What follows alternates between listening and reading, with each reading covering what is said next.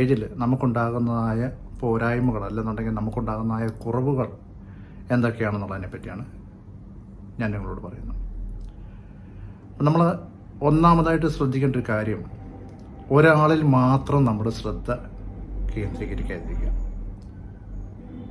ഞാൻ പലപ്പോഴും കണ്ടിട്ടുണ്ട്, പല ക്ലാസ്സുകൾ എടുക്കുന്ന സമയത്ത് ചിലരൊക്കെ ഒരാളുടെ മുഖത്തോട്ട് മാത്രം നോക്കി സംസാരിക്കുന്ന ഒരവസ്ഥ കണ്ടുണ്ട്.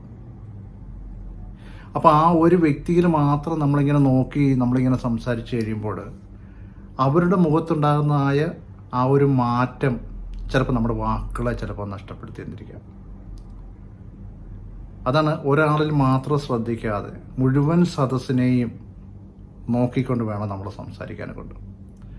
ഒരാളിൽ മാത്രമായി കഴിഞ്ഞു കഴിഞ്ഞാൽ ചിലപ്പോൾ അവരുടെ മുഖത്തുണ്ടാകുന്നതായ മാറ്റത്തിനനുസരിച്ച് ചിലപ്പോൾ നമുക്ക് വാക്കുകൾ നഷ്ടമായി പോകും, ചിലപ്പോൾ നമുക്കവിടെ പ്രസംഗിക്കാൻ പറ്റാതായി പോകും.